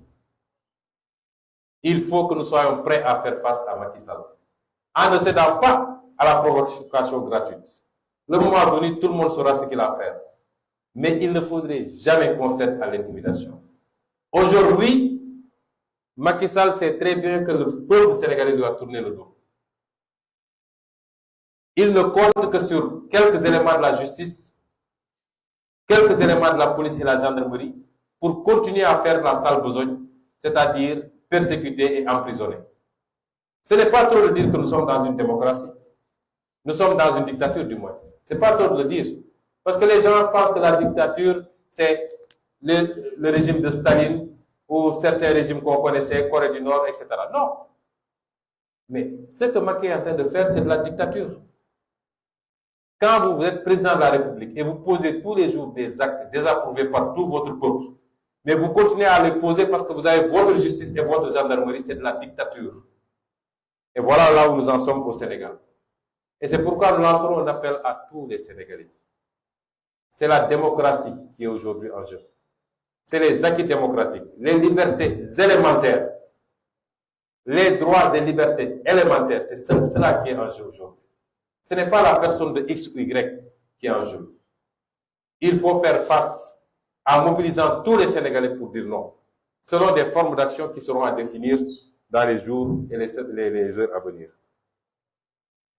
Je dirais aux magistrats de manière générale, et particulièrement à ceux, parce que vous aurez remarqué qu'à chaque fois qu'une persécution est orchestrée contre un leader d'opinion, ça passe par le deuxième cabinet ou le premier cabinet. L'ex-8e cabinet devenu deuxième cabinet. Il faut que les magistrats sachent que ceux à qui ils ont affaire, c'est des êtres humains. Pape Alé Niang a laissé une épouse chez lui. Il a laissé des enfants. Il n'a pas assassiné, il n'a pas volé. Il faisait son travail. Il n'y a rien de plus sacré en l'être humain que sa liberté d'aller et de venir, de penser, de s'associer. C'est inscrit dans notre Constitution. Comment des juges peuvent, comme ça, de manière aussi légère, se lever du jour au lendemain pour dire je balance qui je veux en prison? Pour après-demain dire je n'avais pas le choix. Je subissais des pressions. Ils ont prêté serment. Ils ont prêté serment. Je rappelle le serment du juge. Le serment du juge. Ils ont prêté serment. Quand ils prêtent serment,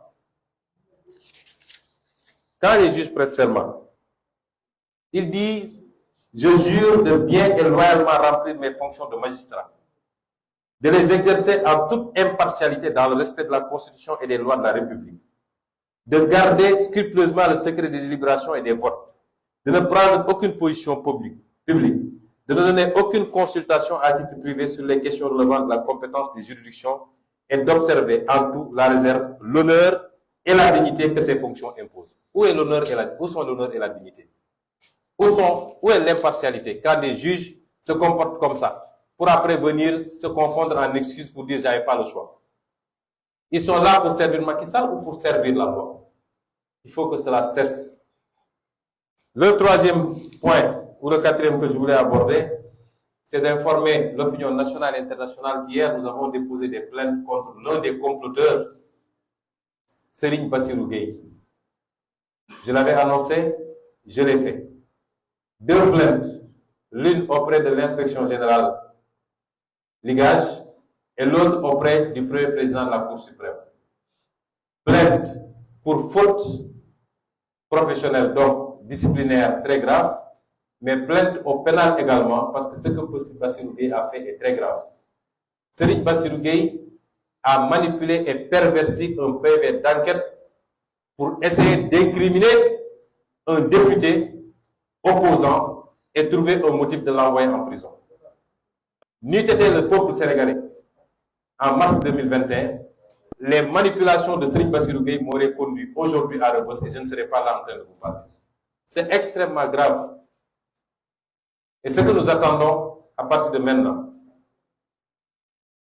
rappelez-vous que quand une personne que je ne vais pas nommer a déposé une plainte contre le juge Téliko, le ministère de la Justice s'est empressé d'autoriser à ce que la plainte soit instruite. Puisque vous savez qu'un magistrat, il faut une autorisation du ministère de la Justice pour qu'il soit poursuivi au pénal.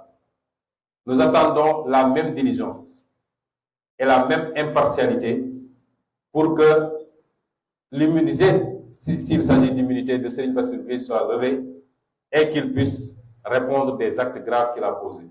Pour Ligage, je crois qu'ils n'ont pas besoin de cette autorisation parce que c'est sur le plan disciplinaire. L'autre élément que je veux dire, certains magistrats pensaient même que cette procédure était prématurée parce que si les gens jouent du corporatisme pour s'empresser de classer le dossier, ça peut affaiblir notre défense.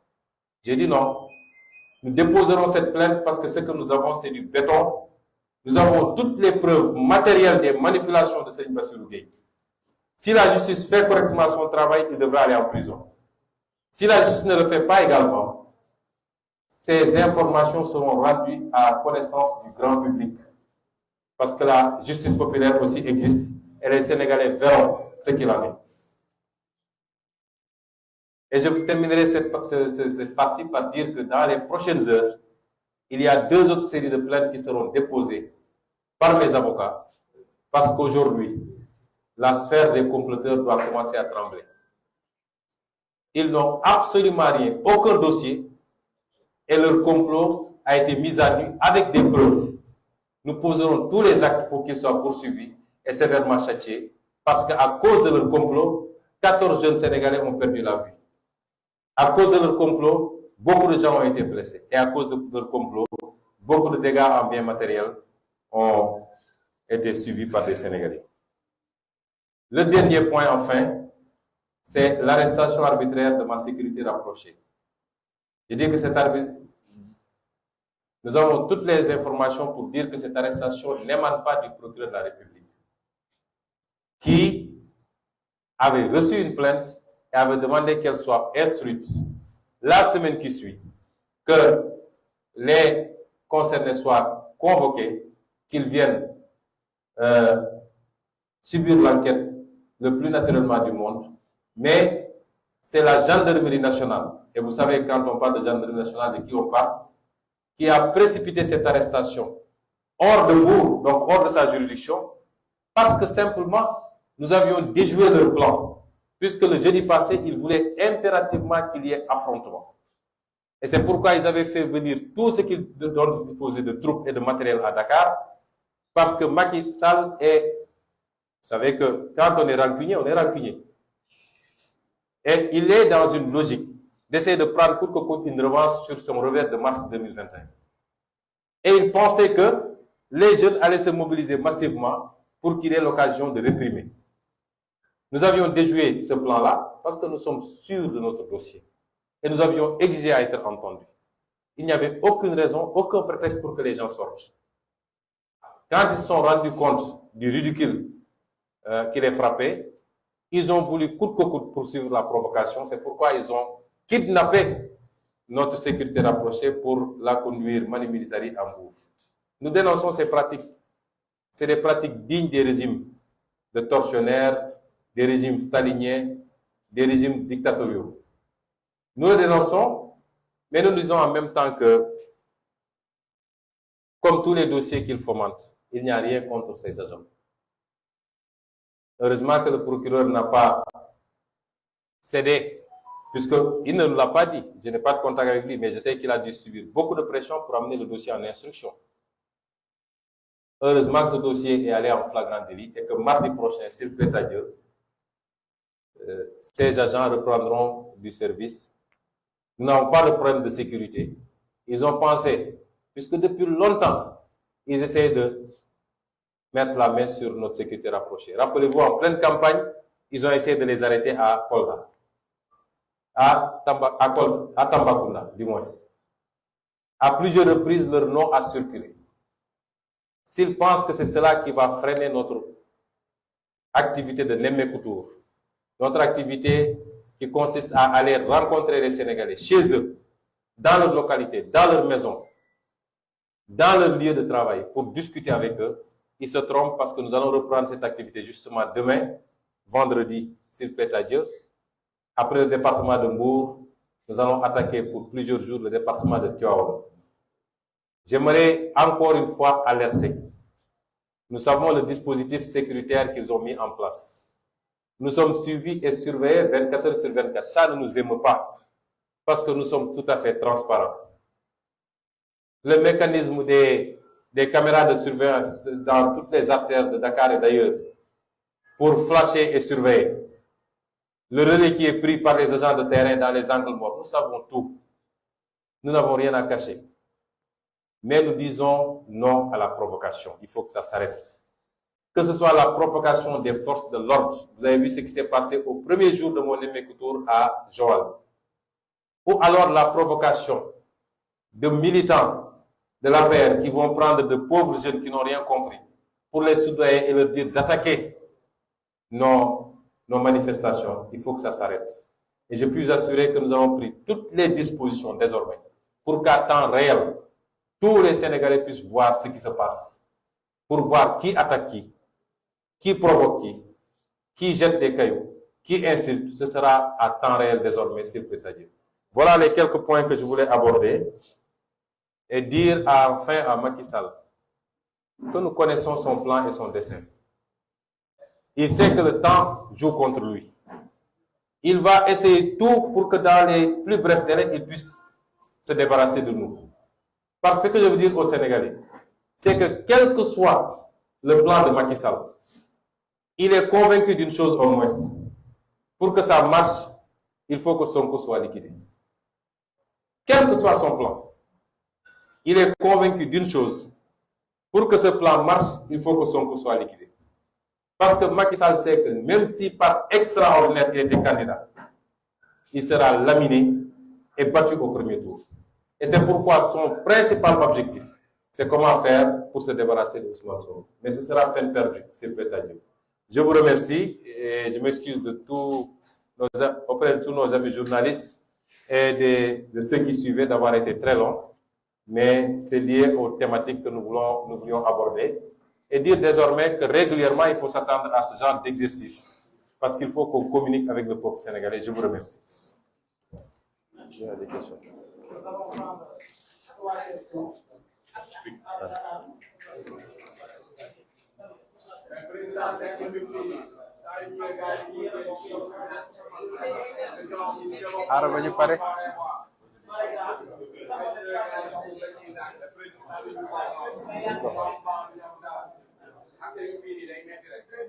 Ok. Non, ça va. Allez-y.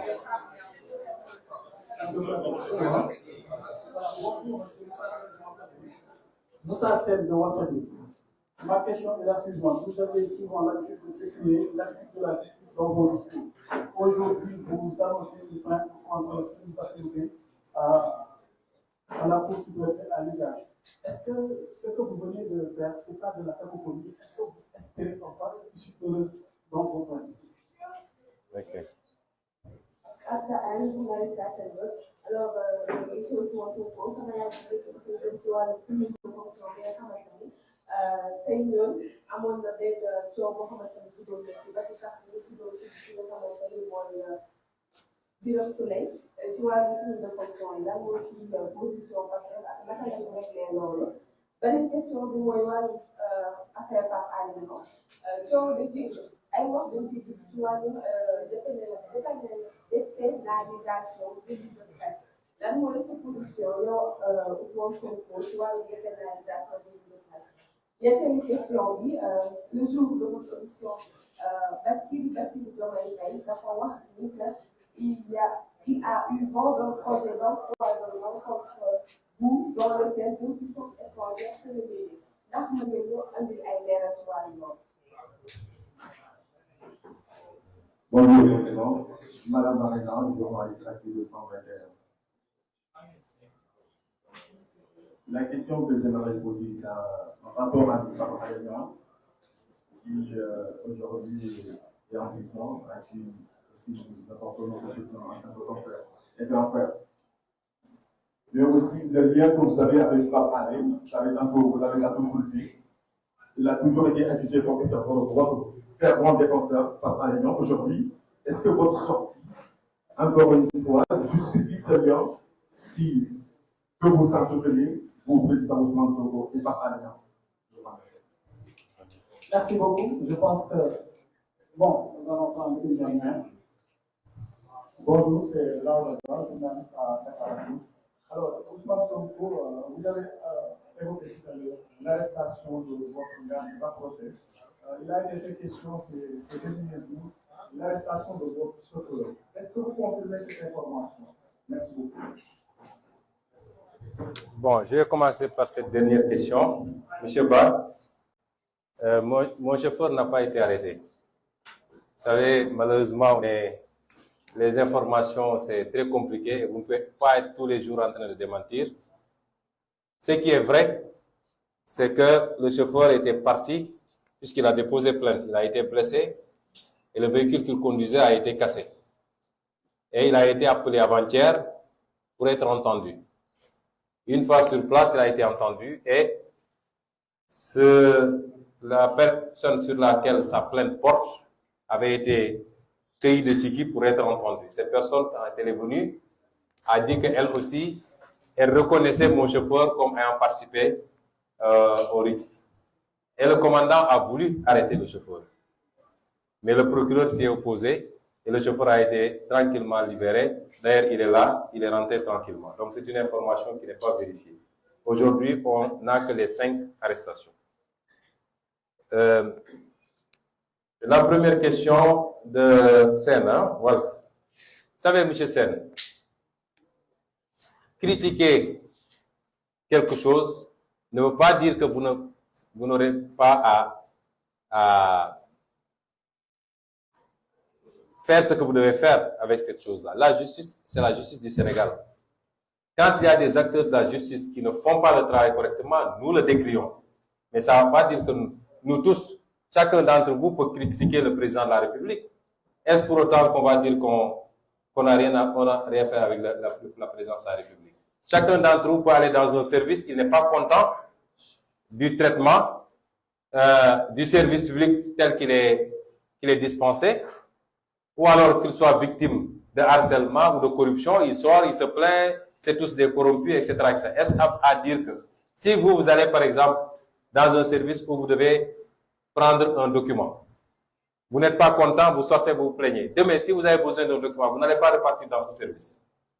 Donc, critiquer la justice ne nous empêchera pas de continuer à faire ce qu'on a à faire. D'autant que j'ai toujours dit que la majorité des magistrats sont des magistrats dignes et debout. Malheureusement, il y en a quelques-uns et on place dans des postes que tout le monde connaît, qui sont ce qu'ils sont. Donc, je ne pense pas qu'il y ait une contradiction entre critiquer des actes posés ponctuellement par des acteurs et l'institution elle-même. Et tant qu'elle sera là, nous continuons à déposer. Si nous pensons devoir déposer, si ce n'est pas traité correctement aussi, nous dirons que ce n'est pas traité correctement.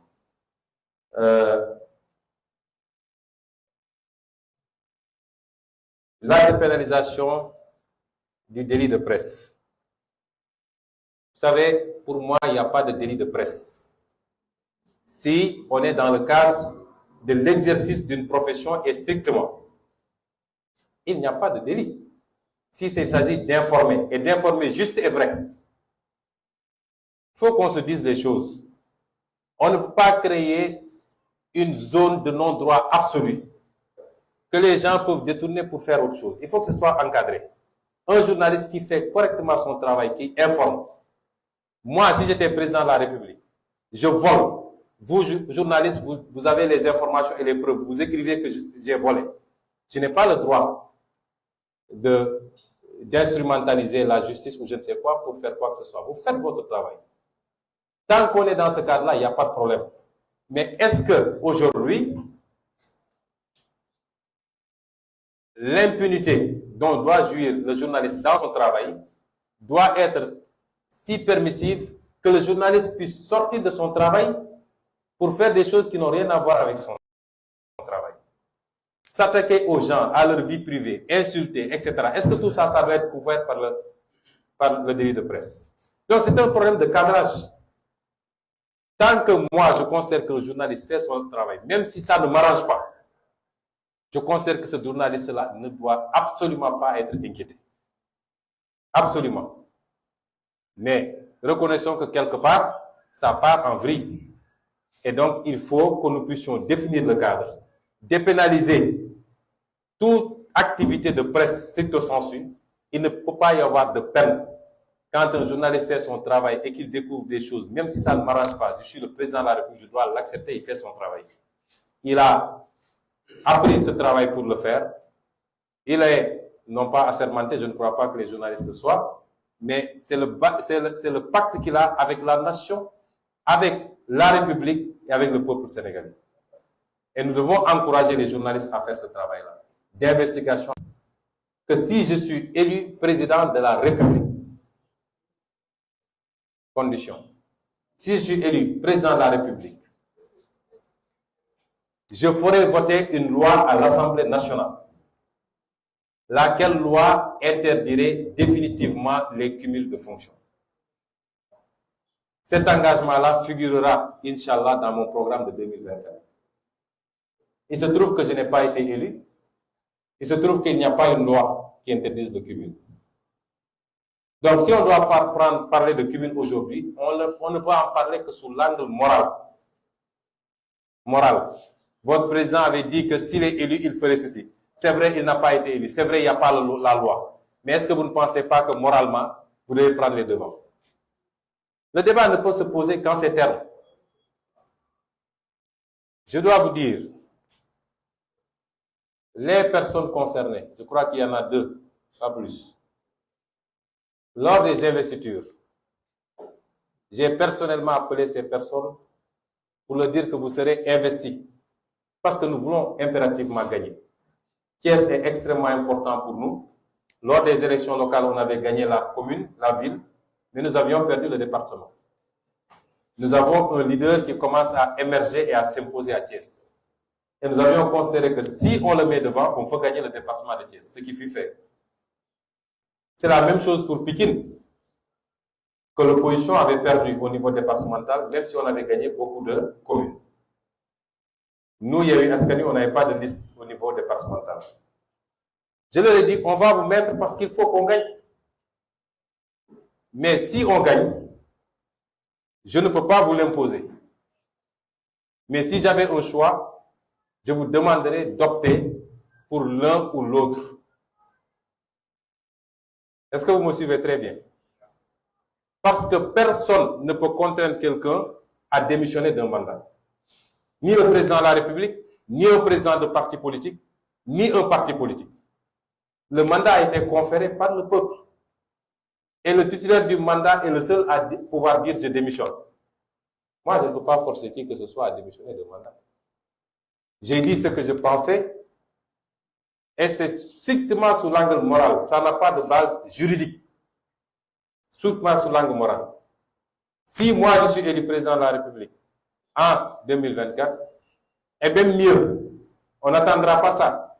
Parmi les projets de loi que nous sommes en train, sur lesquels nous réfléchissons, pour que notre groupe parlementaire les dépose sur la table de l'Assemblée, figure justement un projet de loi sur l'interdiction de cumul. Et en ce moment, ce sera impératif pour tout le monde. Donc, le débat sur le cumul de mandat est un débat strictement moral. Moi, je peux avoir mon opinion. Si notre liste n'avait pas été supprimée, et si j'étais passé à l'Assemblée nationale, j'aurais choisi entre mairie de Ziguinchor et Assemblée nationale. Et ça me concerne moi. Parce que je crois fondamentalement à cela. Je suis maire d'une ville, je sais la charge de travail que cela requiert. J'ai été député, je sais la charge de travail que ça requiert. Et il y a suffisamment de Sénégalais assez compétents pour faire le travail. Donc, le problème du cumul se pose en ces termes et il relèvera de chacune des personnes concernées de prendre sa décision. Soit de démissionner d'une fonction ou de dire je ne démissionne pas. Mais personne ne peut les contraindre à faire ou à ne pas faire. Je crois que j'ai été très clair sur cette question. Le lien que j'aurai avec Pape Alé Niang. J'ai un lien avec Pape Alé Niang, un lien humain. Je crois que Pape Alé Niang, je l'ai connu il n'y a pas très longtemps. C'est peut-être les 4 dernières années. Maximum 5 ou 6.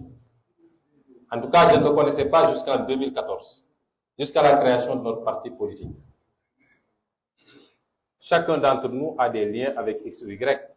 Mais je peux vous assurer d'une chose. Pape Alé Niang est un homme tellement fier, à la limite même de la susceptibilité, que personne ne peut lui dire ce qu'il doit faire. Je n'ai jamais dit à Pape Alé, dans le cadre de son travail, fais ceci ou ne fais pas cela. Jamais. Je ne l'ai jamais fait. Et je sais qu'il ne l'aurait même pas accepté. Donc, qu'on puisse avoir des liens humains, je me rendrai aujourd'hui même auprès de son épouse pour me solidariser avec ce qui se passe. Mais sur le plan professionnel, je n'ai jamais eu à dicter à Pape Alé Niang une conduite ou un article ou je ne sais quoi. Il sait ce qu'il fait. Il a fait des options dans la vie. Il a choisi d'être journaliste d'investigation et de fouiller là où ça fait mal. Et ça, c'est du journalisme. Il en a le droit, comme quelqu'un d'autre a le droit de dire, moi, je vais être journaliste littéraire, journaliste sportif, revoyeur de presse, etc. C'est des options. Et c'est permis en journalisme. C'est pas un crime que je sache. Donc, vouloir faire ce lien pour en tirer des conséquences, ça n'existe pas. Je crois avoir répondu à toutes les questions qui ont été posées par les 4 journalistes. Je vous remercie.